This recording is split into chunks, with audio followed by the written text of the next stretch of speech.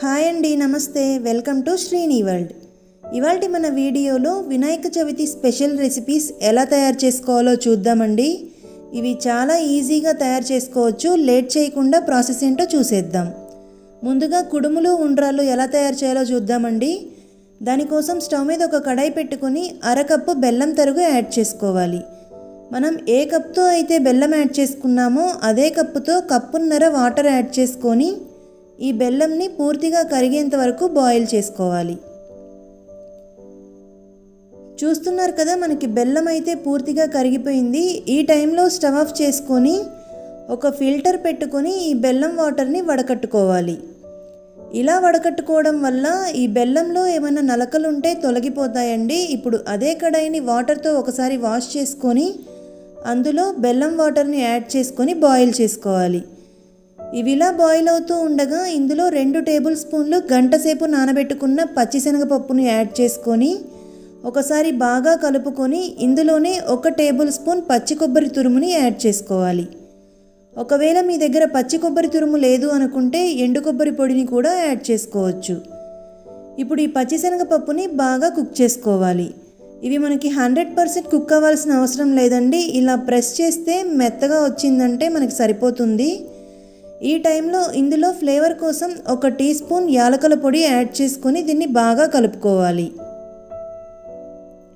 ఇలా కలుపుకున్న తర్వాత మనం ఏ కప్తో అయితే బెల్లం తీసుకున్నామో అదే కప్పుతో 1 కప్పు బియ్యపిండి యాడ్ చేసుకొని స్టవ్ ఆఫ్ చేసుకోవాలి. స్టవ్ ఆఫ్ చేసుకున్న తర్వాత దీన్ని బాగా మిక్స్ చేసుకోవాలి. ఇలా బాగా కలుపుకోవాలండి. ఇది స్టవ్ ఆఫ్ చేసుకున్నాకే కలుపుకోండి, లేదంటే అడుగున అంటుకొని పోతుంది. నేను మెజర్మెంట్స్ మళ్ళీ ఒకసారి చెప్తున్నానండి. 1 కప్పు బియ్యపిండికి అరకప్పు బెల్లం తరుగు, కప్పున్నర వాటర్. ఇక్కడ నేను పొడి బియ్యపిండి యూస్ చేశానండి. ఒకవేళ మీరు తడి బియ్యపిండి యూస్ చేస్తే కొద్దిగా తక్కువ యాడ్ చేసుకోండి. ఇలా మూత పెట్టి ఒక 10 నిమిషాలు పక్కన పెట్టుకోవాలి. 10 నిమిషాల తర్వాత మనకి ఇది గోరువెచ్చగా తయారవుతుందండి. ఇప్పుడు ఇందులో 1 టీ స్పూన్ నెయ్యి యాడ్ చేసుకొని దీన్ని మరొకసారి బాగా చపాతీ ముద్దలాగా కలుపుకోవాలి. ఇలా కలుపుకున్న తర్వాత వీటిని ఆవిరికి ఉడికించుకోవడం కోసం స్టవ్ మీద ఇడ్లీ కుక్కర్ పెట్టుకొని అందులో కొద్దిగా వాటర్ యాడ్ చేసి మూత పెట్టి 5 నిమిషాలు ప్రీహీట్ చేసుకోవాలి. అది హీట్ అయ్యేలోపు ఇక్కడ మనం కుడుములు ఉండ్రాళ్ళు తయారు చేసుకుందామండి. ఇక్కడ నేను ఫస్ట్ ఉండ్రాళ్ళు చేస్తున్నాను. దానికి కొంచెం పిండిని తీసుకొని ఇలా రౌండ్ బాల్ లాగా చేసుకోవాలి. ఇలాగే మనం కుడుములు చేసుకుందామండి. ఇక్కడ నేనైతే 5 ఉండ్రాళ్ళు చేశాను. కుడుముల కోసం చేతికి కొంచెం నెయ్యి అప్లై చేసుకొని కొంచెం పెద్ద సైజ్ బాల్ని తీసుకొని వీడియోలో చూపిస్తున్నట్టుగా ఇలా బాల్ చేసుకొని ఇలా ప్రెస్ చేసుకోవాలి ఫింగర్స్తో. ఒకవేళ మీకు క్రాక్స్ వచ్చినట్టుగా ఉంటే వీడియోలో చూస్తున్నట్టుగా ఇలా ప్రెస్ చేసుకుంటే సరిపోతుంది. చూస్తున్నారు కదా, ఇవి మనకి మరీ మందంగా ఉండకూడదు, అలా అని మరీ పలచగా ఉండకూడదండి. ఈ సైజు ఉంటే సరిపోతుంది. ఇప్పుడు ఒక ఇడ్లీ ప్లేట్ తీసుకొని అందులో కొద్దిగా నెయ్యి యాడ్ చేసుకొని గ్రీస్ చేసుకోవాలి. ఇలా గ్రీస్ చేసుకోవడం వల్ల మనకి ఇవి ఆవిరికి ఉడికిన తర్వాత చాలా ఈజీగా వస్తాయి.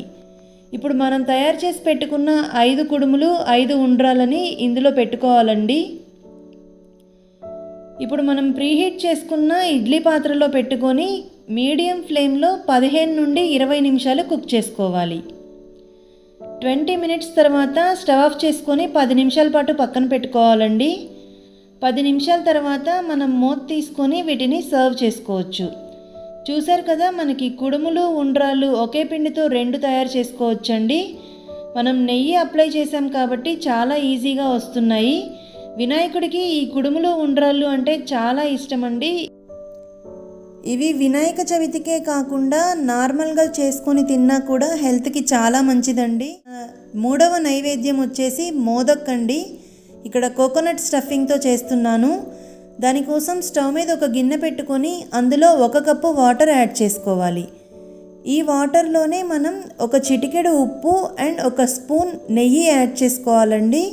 ఇప్పుడు ఈ వాటర్ని బాయిల్ చేసుకోవాలి. ఈ వాటర్ ఇలా బాయిల్ అవుతున్నప్పుడు ఇందులో మనం ఏ కప్తో అయితే వాటర్ తీసుకున్నామో అదే కప్పుతో 1 కప్పు పొడి బియ్యపిండి యాడ్ చేసుకొని స్టవ్ ఆఫ్ చేసి దీన్ని బాగా మిక్స్ చేసుకోవాలి.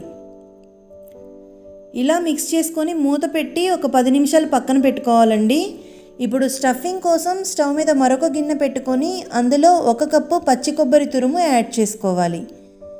ఈ తురుముని 1 నిమిషం పాటు కలుపుకుంటూ ఫ్రై చేసుకోవాలి.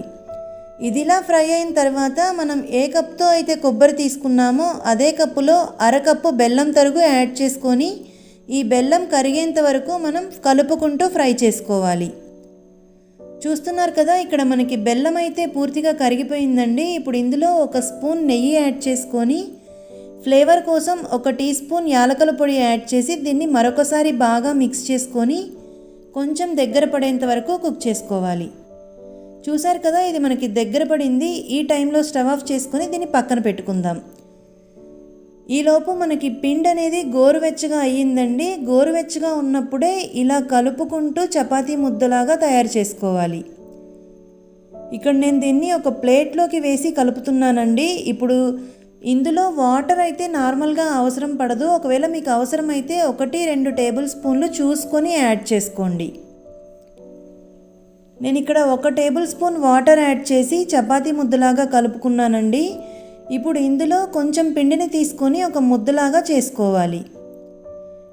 ఇక్కడ నేను మోదక్ షేప్ ఉంటుంది కదా మౌల్డ్, ఆ మౌల్డ్తో చేస్తున్నానండి. ఈ మౌల్డ్కి కొంచెం నెయ్యి రాసి గ్రీస్ చేసుకోవాలి. ఇలా గ్రీస్ చేసుకున్న తర్వాత దీన్ని క్లోజ్ చేసి అడుగున హోల్ ఉంటుంది కదా, ఆ హోల్లో పెట్టి సైడ్స్ అంతా ఇలా ప్రెస్ చేస్తూ ఉండాలి. ఇలా ప్రెస్ చేస్తూ ఉండడం వల్ల మనకి షేప్ అనేది చాలా బాగా వస్తుందండి.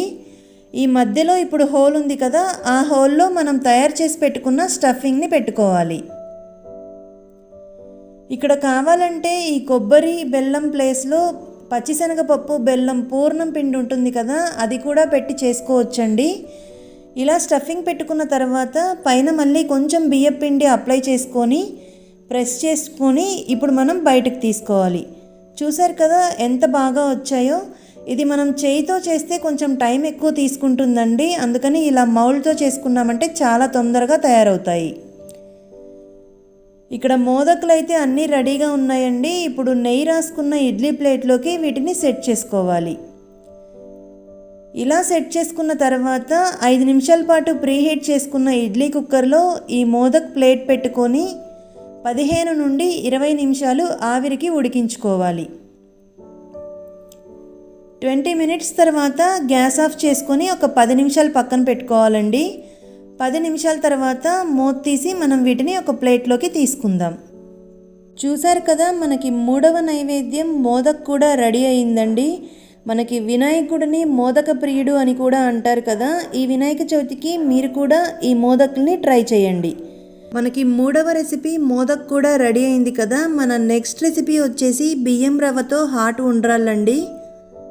దానికోసం స్టవ్ మీద ఒక కడాయి పెట్టుకొని 1 కప్పు బియ్యం రవ్వని వేసుకొని లో ఫ్లేమ్లో పెట్టుకొని కలుపుకుంటూ పచ్చివాసన పోయే వరకు ఫ్రై చేసుకోవాలి.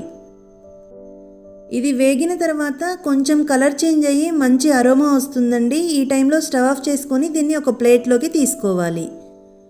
మనం ఏ కప్తో అయితే రవ్వ తీసుకున్నామో అదే కప్పుతో 3 కప్పుల వాటర్ యాడ్ చేసుకొని ఈ వాటర్ని బాయిల్ చేసుకోవాలి.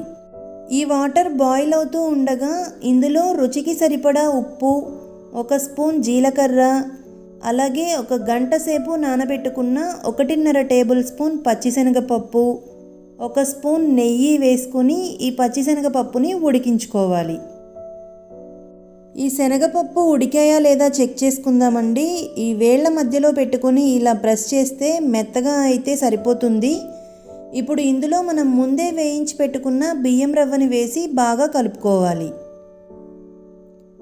చూసారు కదా, ఒక 3 నిమిషాల తర్వాత మనకి బియ్యం రవ్వ అయితే వాటర్ని పూర్తిగా అబ్జర్బ్ చేసుకుంది కదా. ఇప్పుడు మూత పెట్టి మరొక 2 నుండి 3 నిమిషాల వరకు కుక్ చేసుకుందాం. ఇక్కడ నేను 3 మినిట్స్ తర్వాత చూస్తున్నానండి. వాటర్ని అయితే పూర్తిగా అబ్జర్బ్ చేసుకొని రవ్వ కూడా సాఫ్ట్గా కుక్ అయింది. ఈ టైంలో స్టవ్ ఆఫ్ చేసుకొని ఈ రవ్వనంతటిని కడాయికి చుట్టూరా అంటేలాగా స్ప్రెడ్ చేసుకోవాలి. ఎందుకంటే ఈ కడాయికి ఉన్న వేడికి ఈ రవ్వ అనేది ఇంకా సాఫ్ట్గా తయారవుతుంది. ఇలా అంతా స్ప్రెడ్ చేసుకున్న తర్వాత దీనిపైన మూత పెట్టి గోరువెచ్చగా అయ్యేంత వరకు వెయిట్ చేయాలి.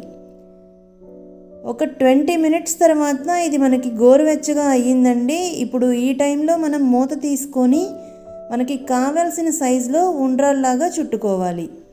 ఇక్కడ నేనైతే మీడియం సైజ్ ఉండ్రాళ్ళు చేశానండి. ఇప్పుడు వీటిని ఆవిరికి ఉడికించుకోవడం కోసం ఇడ్లీ ప్లేట్ తీసుకొని కొద్దిగా నెయ్యిని స్ప్రెడ్ చేసుకుందాం. వీటిని డైరెక్ట్గా ఇలా కూడా నైవేద్యంగా సమర్పించవచ్చండి. కొందరేమో ఇలా పెట్టేస్తారు, కొందరు ఇలా ఆవిరికి మళ్ళీ వీటిని ఉడికిస్తారనమాట. ఇక్కడ నేనైతే ఆవిరికి ఉడికించి మీకు చూపిస్తున్నాను. వీటన్నింటినీ ఇలా ఇడ్లీ ప్లేట్లో సెట్ చేసుకున్న తర్వాత ముందుగా 5 నిమిషాల పాటు ప్రీహీట్ చేసుకున్న ఇడ్లీ కుక్కర్లో ఈ ప్లేట్ని పెట్టి 20 మినిట్స్ మీడియం ఫ్లేమ్లో పెట్టుకొని కుక్ చేసుకోవాలి. మనకి వినాయక చవితికి ఎక్కువ ఆవిరికి ఉడికించినవే ప్రసాదాలుగా పెడతారు కదండి. అందుకని నేను ఎక్కువ రెసిపీస్ అవే చూపిస్తున్నాను.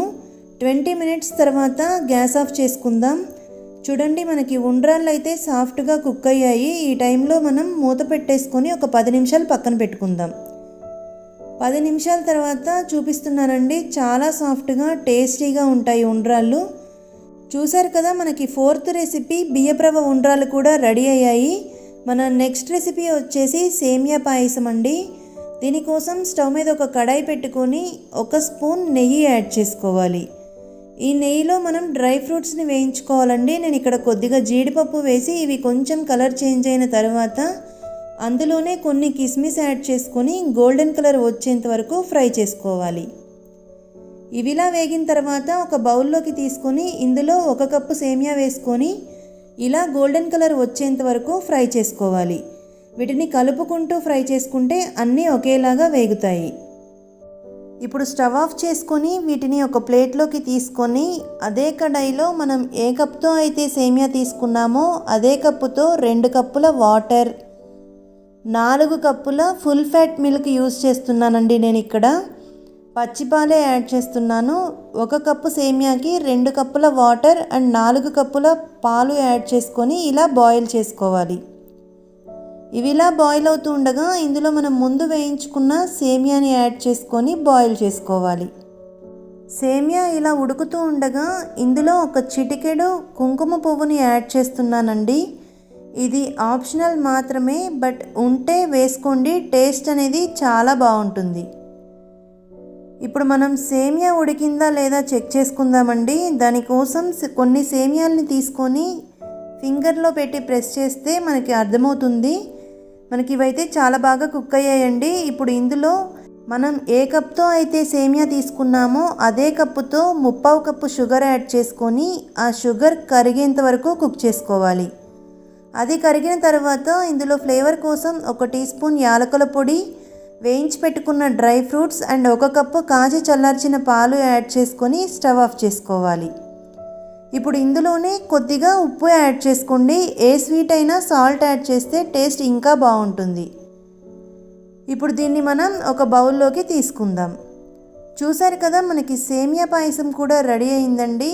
రెడీ అయిన తర్వాత మనం పాలని యాడ్ చేయడం వల్ల టైం గడిచినా కానీ మరీ అంత గట్టిగా చిక్కబడకుండా ఉంటుంది.